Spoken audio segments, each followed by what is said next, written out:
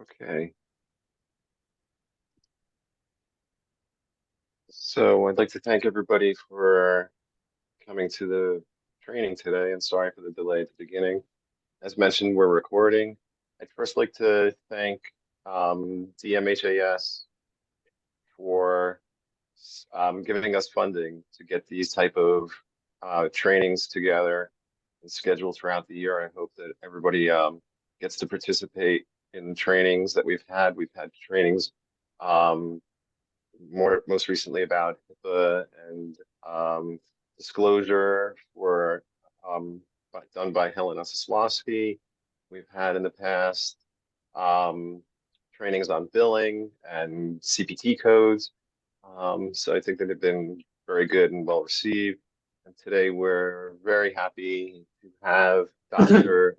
Denny Morrison and Sandra Rocha from NetSmart, and they're going to be presenting on the managing for the future. Um, and with that, Dr. Morrison, please. Thanks, Ron. And thanks everybody for coming today. We are happy to be here. Sandra and I talked a lot about this opportunity to present to you folks. And so when we do this today, we'll have some time for questions at the end. If you have clarification questions during the session, like I don't understand what that meant, just please pop something in the chat. And Sandra, if you could kind of keep an eye on that and let me know if something pops up that I missed. I've got my chat window available, but I get so engrossed in this wonderful topic, I just can't hardly stop myself. But by way of introduction, I know many people from the JAMA. I have lots of friends out your way. I'm a psychologist by training. I ran a mental health center for 13 years, a research institute for 4 years, was the chief clinical officer for NetSmart, and then I became their chief clinical advisor about 6 years ago. So I help out NetSmart and some other companies with things related to behavioral health information technologies. That's kind of my shtick. Today, when we talk about where things are going, many of you have probably heard this term or this phrase that you always do what you've always done, you'll always be what you've always been. And when I think about this, I always think about clinical operations, and particularly I first learned this when I was working in addictions, that if you want to continue surviving and thriving in life, you have to change. And so today we are certainly faced with a number of changes. When we look at the information technology kind of drivers that are out there, you can see from when we look at this from a timeline perspective, that we're currently in the phase of doing lots of integration and care coordination, but we'll start moving into more managing risk and population health activities. Some folks are already doing that. And integrating kind of those non-traditional clinical interventions like social determinants that are showing up to be huge drivers for healthcare recovery and healthcare costs. The payment methods are going to change significantly as we go forward from traditional fee-for-service, which a lot of people are still in, although it doesn't show up here, to somewhat managed care, to some more per member per month or per member per day payments, and then to full risk. And ultimately, in my personal opinion, I like full risk contracts if the cap rates are good enough, because it gives you lots of flexibility to do things that aren't attached in a traditional, like a fee-for-service model. There's certainly lots of changes happening from a market perspective. Not the least of which is workforce shortages. I know of no organization in the United States that isn't facing workforce shortages. But we also have all these other things coming in. We got, financial challenges, as always, care coordination expansion. We're going to see more services in the home as we do more and more types of care coordination activities that are not related to office-bound services. And when we look at the organizational strategies, we'll see lots of things that you're going to have to do to change to be able to handle where things are going. And so I want to talk to you today about some of these things. We don't have time to hit them all. You'll notice I have highlighted in red things that are related to artificial intelligence or machine learning, but mainly artificial intelligence. You'll see that throughout the slide deck, because I really do believe AI is going to be one of those big drivers for us, and we'll talk more about that in a few minutes. But the point is, you're in a phenomenally fast changing environment with lots of different things happening, and so we're going to need to find tools and ways in which to adapt to these things. Not surprisingly, this is some data about the workforce challenge, and this was pre-COVID. So this is an underestimate of what things are like. But right now, we have an estimated 250,000 shortfall in behavioral health workers in the U.S. We have about half of the counties in the U.S. have no psychiatrists. There's about 111 million people who live in an area with a mental health professional shortage. 2/3 of primary care docs report having trouble referring patients in for behavioral health care. Emergency room departments have seen an increase of 42% for psychiatric referrals, and 60% of practicing psychiatrists are over the age of 55 and nearing retirement. And the good news is I've heard that there's just a little bit of an uptick in terms of physicians who are going into psychiatric residencies, but I don't think it's going to be nearly enough to cover the spread that we have. National Council for Mental Wellness did a survey in 2021. They found that 97% of the NCMW members were saying it's difficult to recruit, 78% of which said it's very difficult. And they see the obstacles as being the ones shown here, probably not things that are unfamiliar to you. What do we do, though, to address workforce issues? Well, traditionally, we hire more. But given what we just said about the workforce challenges, that's not a strategy that's going to get us to where we are. And frankly, and just like the old saying that in every crisis there is opportunity, this is forcing us to rethink the way in which we address these workforce issues. So traditionally, if we did have a large workforce to pull from, we would be hiring and probably continuing to do things the same way that we had always done them. So there's kind of a silver lining here, in that these challenges may force us to start rethinking the way in which we provide care. And I'm going to talk to you about some suggestions about how we might do that. Likewise, decreasing turnover is kind of a given. I put both of these first two in the duh category, that of course you're going to work on doing these things, but the reality is it's sometimes difficult to do either, and especially in an environment like this. What we can do, though, is start changing the way in which we provide care, and particularly to think about how clinicians on the front lines actually use technology and other things. How do they do their jobs, and who, do they need to do them the same way? When we look at it from a technology perspective, one of the things we want to do is to optimize the workflow so that the EHR and other tools that they use are optimized so that they work for them rather than work against them. And we all know that there are some stories about that, and I'll show you some data about that in just a second. What we have not done much, though, is develop force multipliers. When I go to my dentist, my wife is a former, what used to be a dental assistant, and she would work in a practice with one dentist and 5 assistants and 4 dental hygienists. That's a force multiplier. That's one physician, that's one practitioner who has 9 people doing things in parallel with him. We don't have a lot of those in our industry. One of them is group therapy. And we don't see much group going on in our industry relative to individual therapy. And we're going to talk a little bit about that in just a minute and why that's important.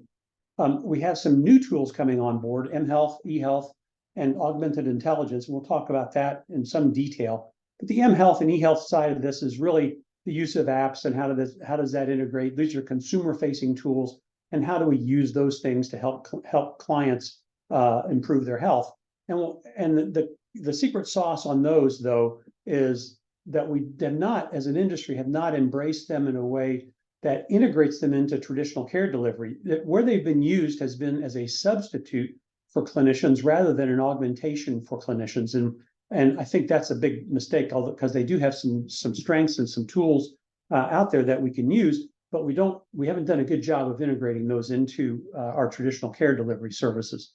And then looking at the way in which providers practice, that everybody ought to be working at the top of their license. And so, when you have prescribers, are they prescribing at the top of their license, or are they do you have like APRNs, for example, who are not being used in ways that they could be used because of their prescriptive authority, and identifying new ways in which to use providers who are non-traditional providers like peers. I know there's a lot of peer work going on in New Jersey, and I think that that's really a great thing, because I think it's one of those things that we have not really capitalized on as much as we can, although there's been really great work being done in that area. I know that for all of these things, reimbursement becomes an issue, like what the reimbursement rates are for group therapy. Is there anything out there for mHealth, eHealth? Probably not, or not a lot. Likewise for peers, what we hear in Indiana, which is where I live, is that while people want to use peers, the reimbursement rates for them as providers or provider assistants is not as high as it to even cover their costs. So obviously that's a challenge. But one of the things that I think we often have to think about, though, is thinking differently about who does what.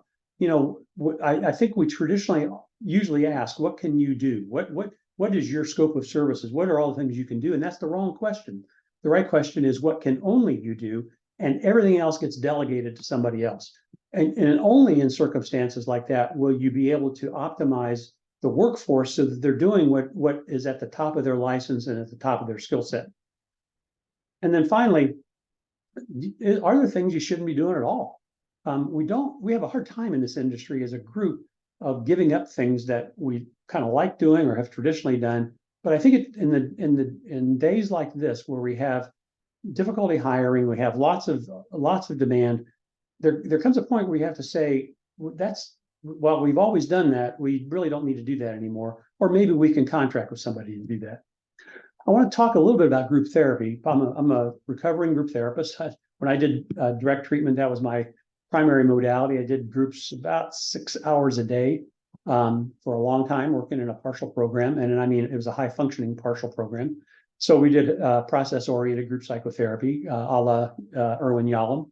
And I love groups, but we don't see them being used much. In private practice, the American Psychological Association has done some studies, and they found that only about 5% of clients are seen in groups in private practices. In community-based organizations, about 87% of them have groups, but that could be like one group in the whole organization. So that's not really representative of how much groups are being used. This is a little more accurate. Not surprisingly, group therapy really is the treatment of choice for people who are in AODs, but with AODs. But I do, but I think that to me that 26% seems low to me, and I would have thought it would have been closer to 80 or 90% from what I know about alcohol and substance use disorder treatment programs. More importantly, though, is the kind of the bread and butter of the community behavioral health system is woefully unpenetrated by the use of group therapy, and it's really one of the only force multipliers that we have in our industry. So the APA study that I mentioned has said if we did more groups, we could save more than $5.6 billion and need about 35,000 fewer therapists than if we just do individual therapy. Now, that's significant in today's environment when you can't hire individual therapists and you got a backlog and high demand. So this is I'm focusing on this a little bit because it's one of those things that we really have not taken advantage of, and frankly, it's near and dear to my heart. If we only impacted 10% of the unmet need, we would and use group instead of individual therapy, 3.5 million more people could be served. So there's lots of opportunity here. So this means thinking differently about what your clinical mix is and how to implement groups into your organization as one of those force multipliers. Does group therapy work? Well, when I went to graduate school, and Freud and I were classmates. No, not really, but we didn't get a lot of group therapy. In fact, I had to work to get group therapy into my clinical training. And I don't know what your experience has been in clinical training programs at the graduate level, but the focus is almost 90, maybe 95% individual therapy training, and group therapy is kind of a second-class citizen, which is unfortunate because the data show that it works. It works for all of the things that we typically provide care for. If you're not, I think you all know that a meta-analysis is an analysis of studies. So that we've got 329 studies literally comparing group to individual, and group is shown to be effective for all of these things. Yeah, there are some things for which group is not indicated, and that's the minority, and that's certainly not representative of how much group therapy is actually being done. No surprise to anybody on this call that COVID really bumped up the amount of telehealth visits. Pre-pandemic, we were only doing about 1% nationwide, and that's gone up. That went up about 45 times. That number's probably low because that was 2022. And nationally, we're seeing kind of a retreat from that a little bit. But I think the bottom line is that a hybrid environment is where we're going to be going forward. That there's going to be a combination of individual, virtual therapy, some combination of both sometimes, and even use of other online virtual interventions. But what about virtual groups? Well, again, pre-pandemic, a meta-analysis showed similar outcomes. It wasn't an exact comparison, but it's decent data.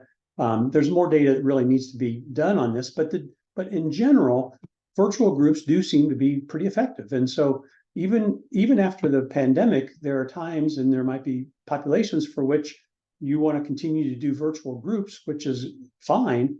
And they are likely going to be pretty effective. So again, not the reimbursement issues notwithstanding, the reality is from a clinical perspective, from an ethical perspective, there's really no reason not to do these. And I could argue that there's an ethical reason to do them, because some people, besides folks who have addictions, some people do better in groups than they would in individuals because of just modeling and other things. The good news is for us as a population or as a profession, we did pretty well with the handling the pandemic and providing higher quality behavioral health care. That people we really had to scramble. I think everybody I know of who made the pivot to virtual care did so out of desperation, because there really wasn't any way to provide care. But the result of that was actually pretty good services. So the good news is, when you look back at kind of how we did as an industry, we did pretty well. So the bottom line is that group is as effective as individual for most things, and groups can actually be more effective than individual for some populations. So why don't we use more groups? I mean, it's kind of the begs the question. And the training is the documentation challenges, which are not insubstantial. Is it space constraints? We don't have rooms for those. Is there client resistance? Is there clinician resistance? I think you need to ask yourself what is driving that.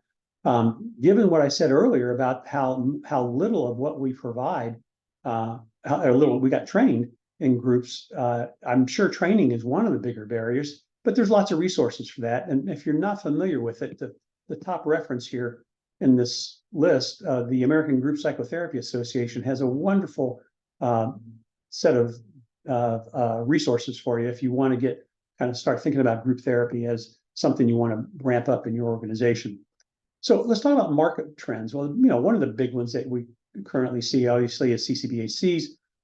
This is old stuff to you guys probably, but some of the services in a CCBHC have to be provided by you, and some of them can be contracted by a designated collaborating organization, or DCO. More importantly, to my mind, though, is that CCBHCs, whether you are in a state that gets certified for CCBHCs or not, they are probably the model going forward that's going to be the predominant model, maybe the dominant model in all of community behavioral health care. So whether or not you are a certified CCBHC, you ought to start thinking of yourself as a CCBHC, and how do you align for that? And there's a number of reasons for that. One, it's a nice model, and it provides a wide continuum of care and integrated services. But more importantly, we're starting to standardize some data around these things. National Council and NetSmart have partnered to start building out that data set. And the goal of this is a national data repository for de-identified information that we can use to start comparing and contrasting how things are working nationally. And so this is when you think about a kind of a data repository like this, you probably want to align your organization so that you can participate in that, even if you're not a certified CCBHC. So the advantages of this really are to get some data by which we can compare things. I mean, that's just bottom line. We want to benchmark across organizations. We don't have access to make a case to Congress about why we need more money with data talks. And so when you think about being ready for value-based contracting and other things, that's the kind of stuff that you want to be participating in. So think about CCBHCs as your kind of future best state. So can technology help all this stuff? Well, this is in a article by Monica Oss in Open Minds. She said 56% of clinicians expect technology to be central to your clinical documentation and decision making. But 69% are already overwhelmed, and 69% of those expect that to get worse. 36% of clinical professionals are spending 50% of their workday on documentation. I mean, and 72% think that's going to increase. So, this is, whether you are fit into those extreme percentages, you probably do feel the load of documentation when you're providing care. It's always been one of those necessary evils. You got to do it to get paid, but really that's unfortunate, because the whole point of documenting what happened in your sessions is not just to get paid. It's really to provide continuity of care. I mean, and then the extreme example, of course, is you get hit by a truck tomorrow. Somebody has to come in and pick up your caseload. If your notes are not really up to snuff, how are they going to know what's going on with that particular client? So, I mean, that's an extreme example. Communication about what was done in a clinical setting is really the whole point of that. Again, from Open Minds, we look at what it's going to take to stay competitive. We've got to have these kind of variety of health record keeping systems, and it's not just the clinician writing a note. That's always going to be there. But we're also seeing integration of information from other sources. We're seeing consumer assessment data and direct and data that actually is consumer facing. As we mentioned earlier, we're going to see a hybrid delivery system that's both virtual, home-based, integrated, and office-based. Consumer experience and engagement is going to get more and more important, in part because from a systems perspective, these are things you're going to be paid on. That is engagement and doing things right when it comes to value-based purchasing. I would argue, and I've been writing about this for a long time, that consumer experience and customer service in behavioral healthcare is one of those things that we have never attended to very well. And it's the only thing that consistently correlates with premature dropout. So unless you start attending to those things, you're getting paid for an episode of care or to improve somebody's lives, you don't want them dropping out of treatment prematurely, which is a treatment failure. Value-based purchasing arrangements, like we mentioned, are coming. Population health is coming. And when you think about the employees of your organization, you've got to think about having all of those automated systems to help manage the employee base of your organization. For NetSmart, they're addressing this in parallel with what you just saw, both from SAMHSA, from the National Council, and from what we saw in the Open Minds literature, that there's going to be more embedded artificial intelligence and machine learning, continuing evolution of their platforms. We're going to see whole person care, all the stuff that we all know about, that integrated care delivery between primary care, addictions, IDD, and starting to address those social determinants. Start looking at national focus, the stuff that we mentioned about CCBHCs with the National Council and building that data repository, helping you become more competitive and using data to do that, using predictive analytics and identifying people who are at risk in your population using data, moving more towards a value-based care platform or value-based care, and using information to help make those changes, and using new tools like revenue cycle management, and making sure that we are interoperable with other systems of care, and then kind of helping identify what the future of our economic position is going to be. So when we look at the evolution of an EHR, that's been probably the predominant piece of technology that everybody on this call has worked with. And I remember the early days of EHRs. My organization was a very early adopter for EHRs. We were paperless in about 2000, 2001. And I've seen a very fascinating evolution that's occurred since then in terms of what has happened. But the EHR was kind of like the universe. And now what we're seeing are these things that kind of plug into or add on to the EHR. And so when you think about an electronic health record, I think of it as an operating system, like the operating system on your phone, which runs all the stuff that makes your phone work.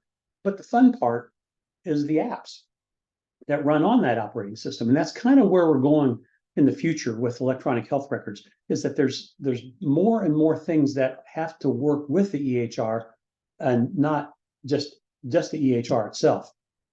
So what are those things? Well, you got EHRs themselves, of course. You then have like things that help workforce management that will kind of improve productivity and help you kind of do your jobs better from a clinical perspective. Extensions that we talked about, things that can plug into the EHR that provide added value to you and your organization. Data, you're getting more data and being able to analyze that data to start making decisions that are measurement based.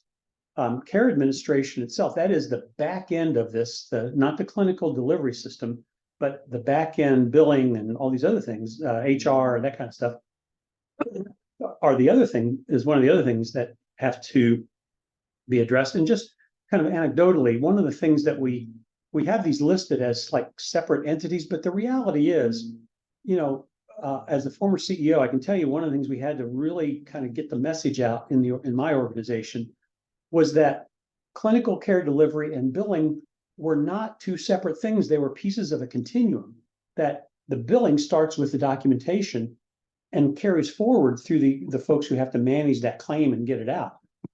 Too long and too often, in my place, we had clinicians that did their thing and the billing people that did their thing, and they were kind of button heads and that kind of thing. And we had to get kind of culturally thinking, this is the care delivery process is the beginning of that. That's the beginning of that transaction that goes forward all the way through a completed bill and a remuneration for the services rendered.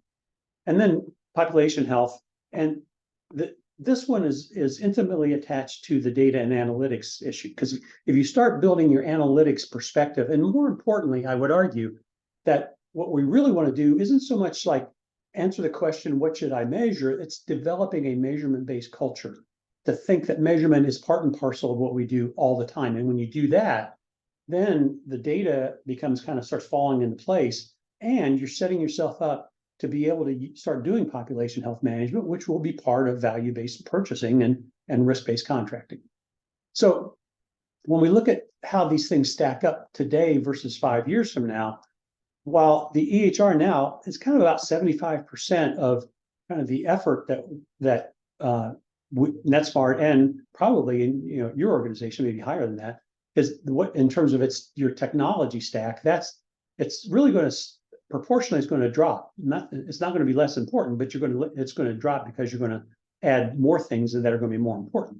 So like that workforce management thing we talked about, that's going to grow, that you're going to have more tools that you can use to manage the workforce. You're going to have these workflow extensions. We're going to talk about some examples of what these things are here in just a minute.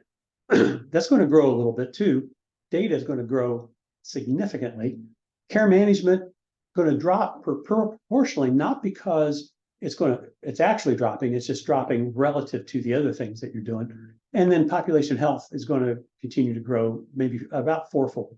So these things are, when we think about this from a kind of where we are today to where we're going, your proportion of things that you're going to have to do is going to grow, and your focus needs to change. And that means two things. One, there's a technical solution to these things or some options for you. But two, there's also a cultural and workflow shift that has to occur. It's always going to be both of those things.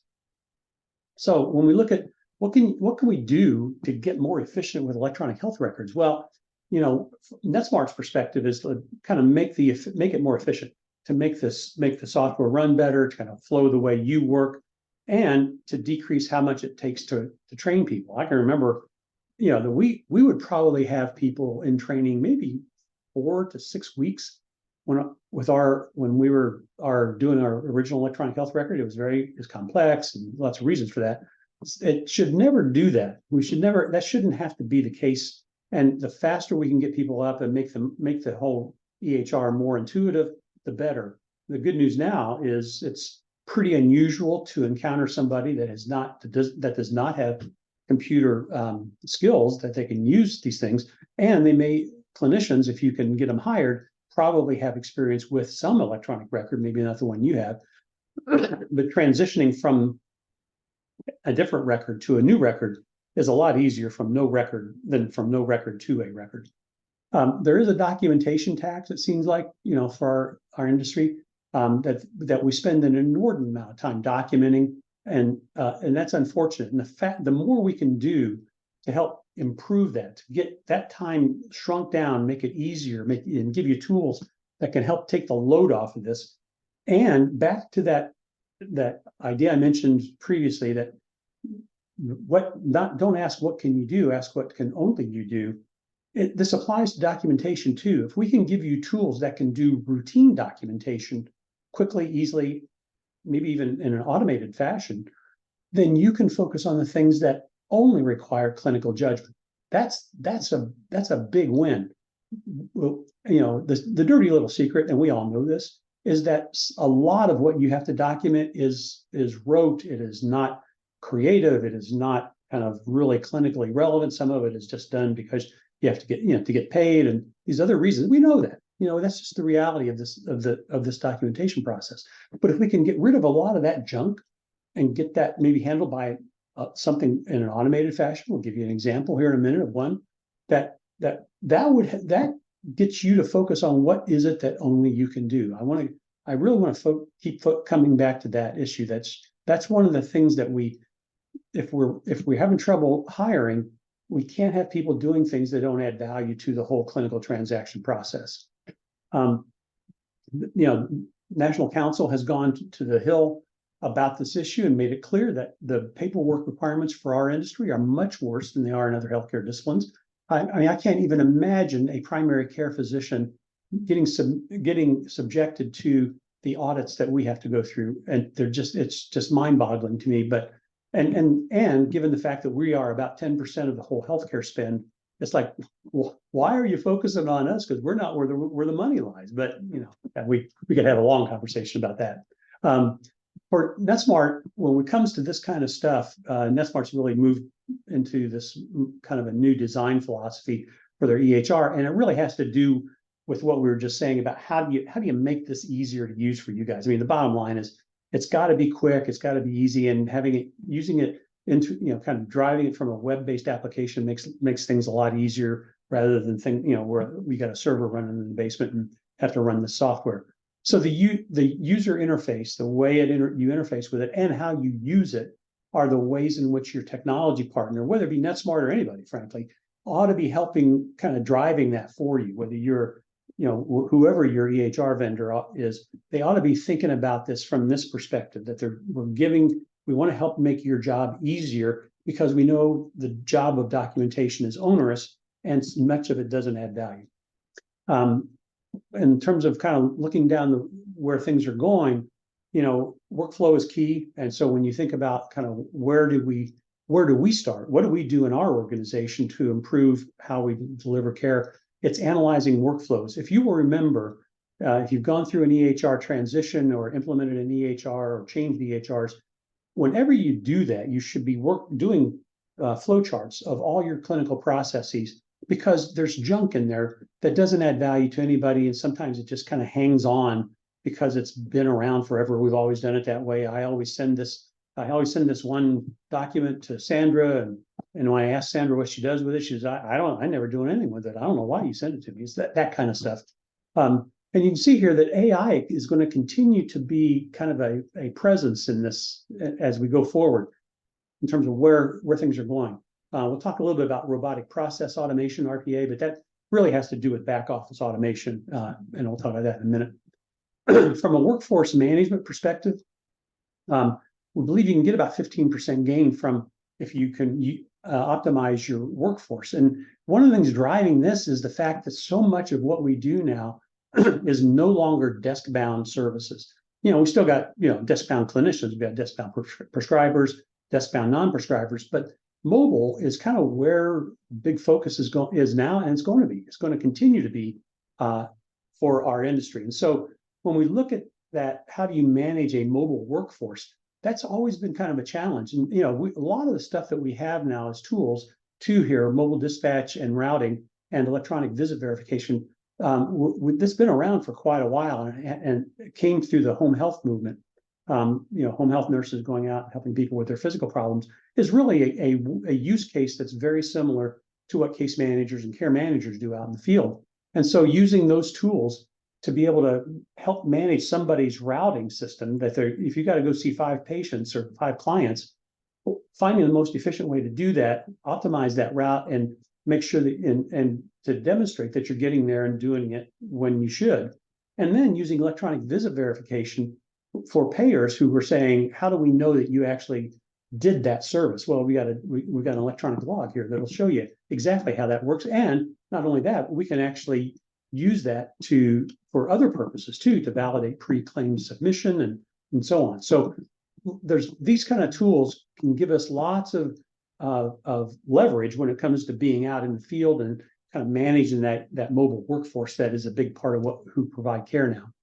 These workflow extensions are kind of the fun ones to my mind.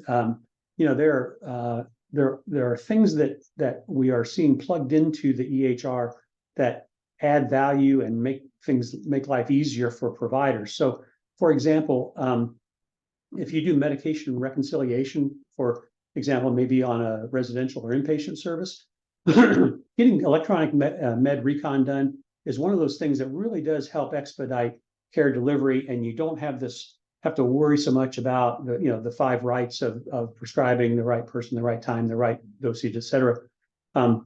Telehealth is one of those workflow extensions that we've talked about. But we're also seeing coming down the road secure chat communications. I don't know about you guys.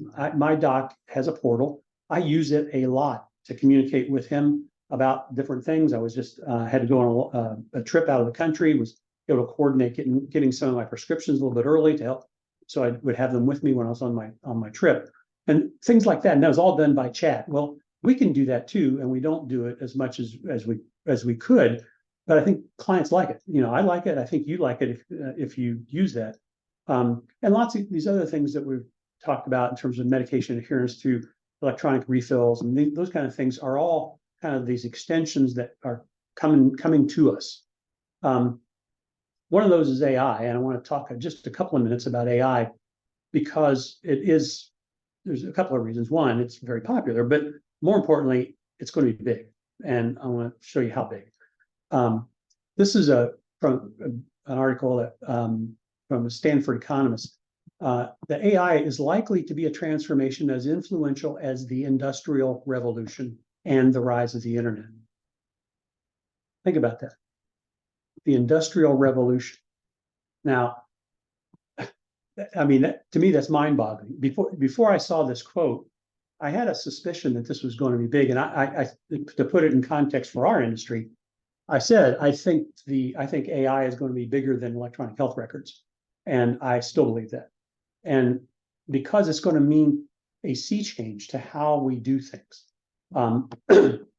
There's always these fears that these robots and Skynet are going to take my jobs, but it's probably not going to happen. But we will see mass disruption. And again, in every crisis, there's opportunity. And how do you use these rather than saying, "Oh my God, this is terrible"? It's like, how do you use this to help me do what only I can do and get the junk out of my life? Just a quick definition: AI just using computers to exhibit or simulate intelligent behavior. There's a lot of misconceptions about it, that AI has human understanding. It's the same as intelligence.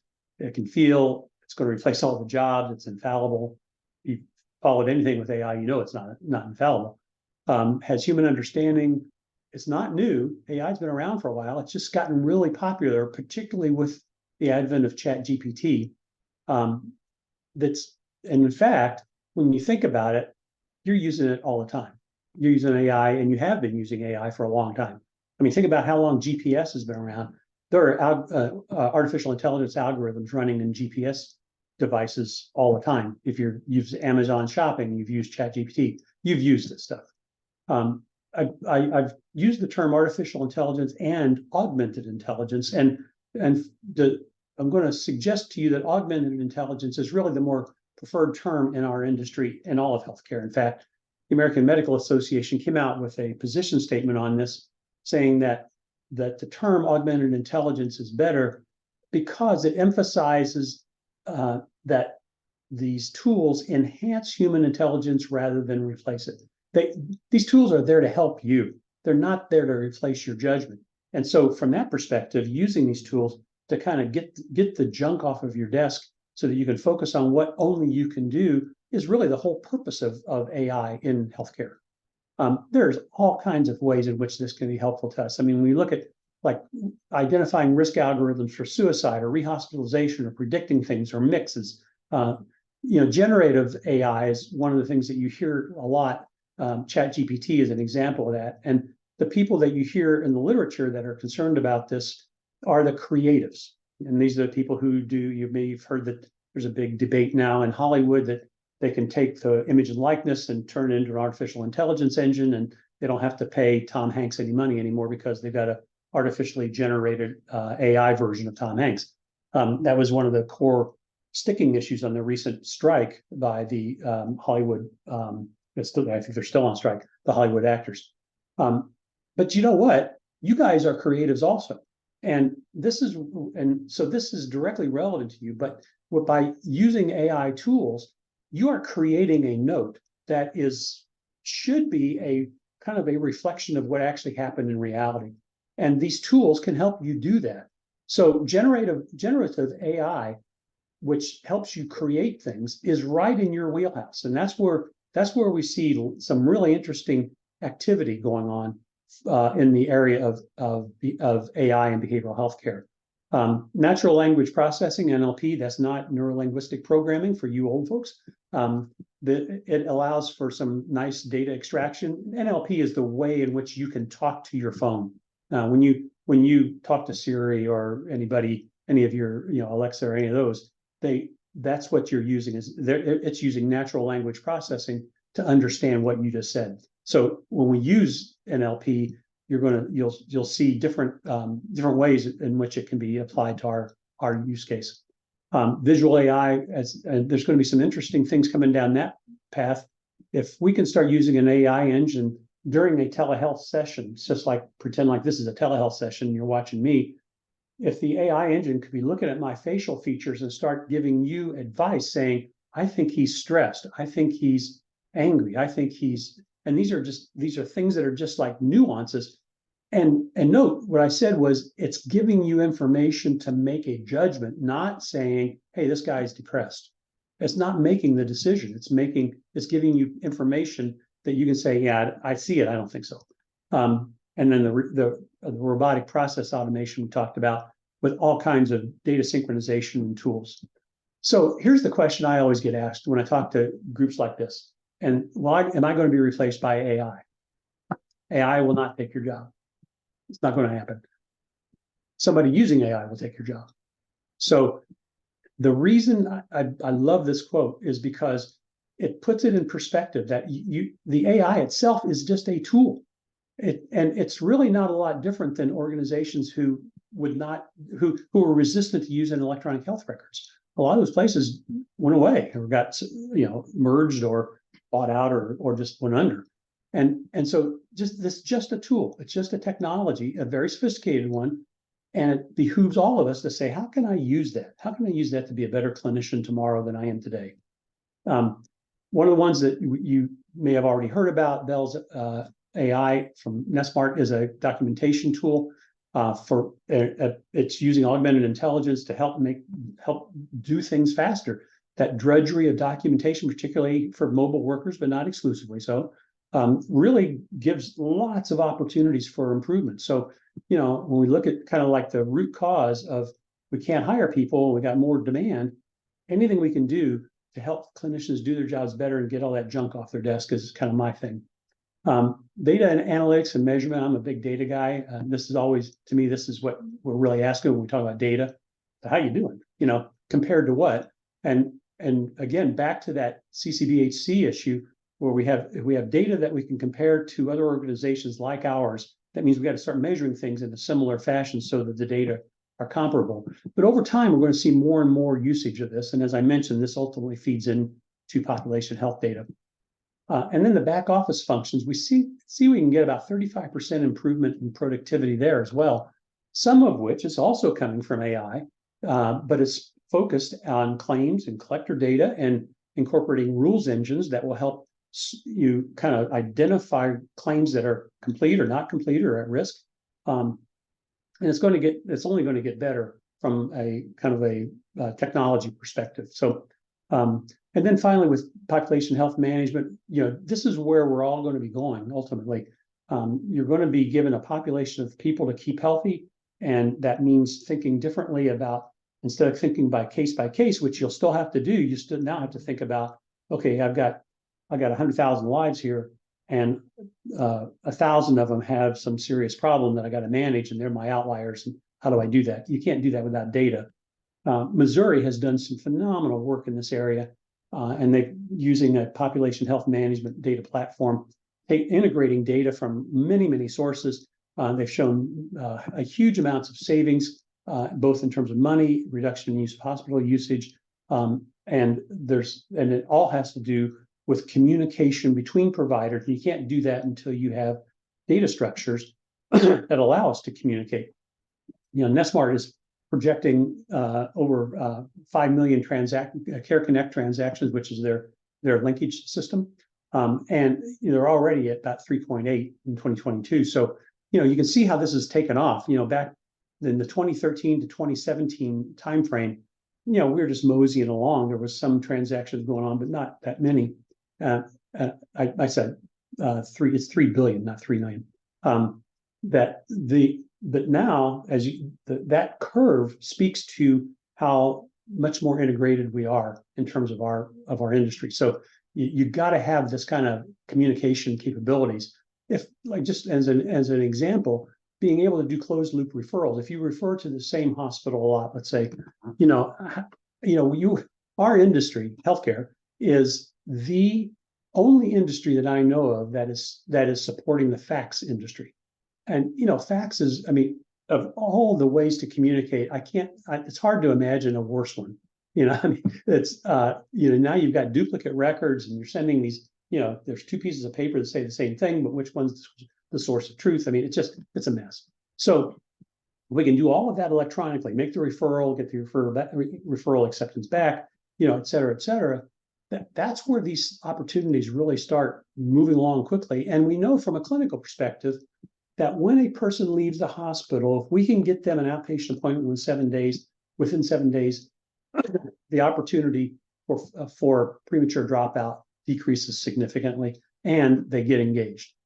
So what do we do with all this stuff? Well, from a people's perspective, get people working at the top of their license, doing what only they can do. Look at different provider groups, different ways of using people. Stop thinking that I have to do everything. What can I offload from my desk and get other people to do? Relook at your clinical mix. I'm going to harp again about group therapy, but I tell you it's underused, and there's no reason why it is. Think about your variation in clinical scheduling. We get caught up in this 50-minute hour thing or 45-minute hour, however you think about that, but we really don't need to do that. Sometimes, you could do a 15-minute or 30-minute appointment as a check-in and look at something other than weekly or biweekly sessions instead of the traditional 50-minute hour once a week kind of thing. Look at your kind of usage and peak times, and find some ways to manage around those. Having everybody on every clinician on the same exact schedule doesn't necessarily mean is the right way to do this. Overscheduling and underscheduling can give you some flexibility to adapt, to respond to your capacity. Open intakes has been around for a long time, but it's still one of the easiest ways to make sure people get in. The bad news is it's really, really not addressing that no-show rate per se. It's just making it so you don't have any no-shows. But from what I've seen in terms of the data, a lot of organizations, 50% no-show for the first appointment is not uncommon. That's why open intakes were developed. You know, you might not have a lost appointment and you don't want to do that, but there's still a 50% no-show rate in a lot of these things. And so that means that people are not getting scheduled. People are not coming in. I wouldn't have time to get into it, but I'm going to argue that more importantly than that first session is the second session. You should be monitoring and measuring your second appointment no-show rate. Why? People are making a business kind of a purchase decision for that first appointment. They're coming in trying to decide if you have what they need. Once they've chosen to see you, and they do see you for that first one, if they commit to the second session and don't come back, then that is something you had some control over. You don't have much control over that first one, but you do have control over that second one. And I'm seeing 50% no-show rates for the second appointment is not uncommon. So that's waste. I mean, you think about it, you schedule these times. I mean, and what's really weird is that you get clinician sees a client. I see Sandra. We have a nice little talk. I said, do you want to come back? She says, yes, I'll come back. I schedule another appointment. She's saying in the back of her mind, I'm probably not going to come back. The clinician is saying she's not going to come back.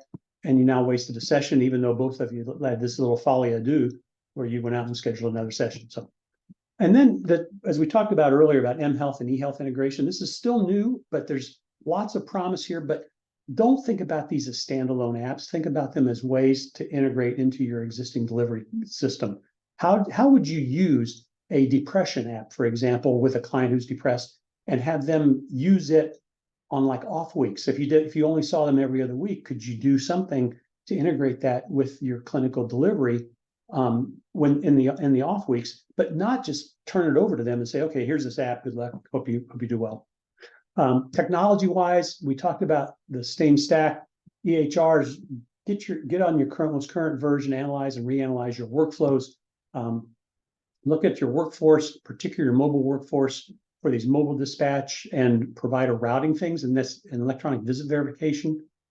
Look into the use of augmented intelligence, telehealth, and medication reconciliation in your workflow extensions.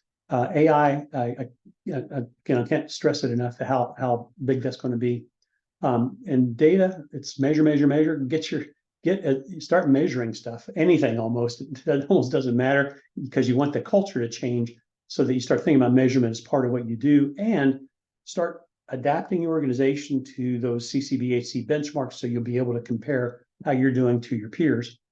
The back office automation, there's a whole scat of tools available to us these days, and including our revenue cycle management, automated claims and credentialing, and then getting ready for population health back to the CCBHC and social determinants and risk-based contracting.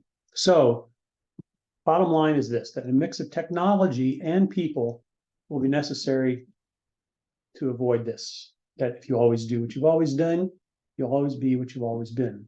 We don't want to do that.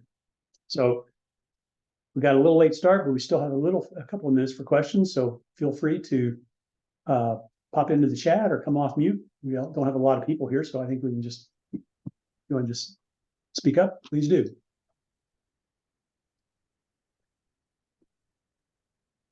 Question about open access. I like open access. We adopted it ourselves. It's a really good tool for the organizations from the organization's perspective, because you're not losing those appointments. I schedule Sandra in and she shows that when that appointment goes missing or is missed, it's gone forever.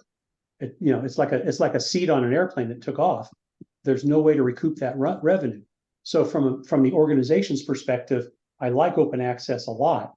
And it's kind of a crapshoot because you have to gauge it, but there's lots of ways in which you can analyze how to use that. My concern about it is that it really doesn't address the no-show problem from the patient's perspective, from the population of patients' perspective. you still have the same number of people no showing. It's just not hitting your schedule. It's kind of a good news, bad news. But from an administrative perspective, I like them a lot.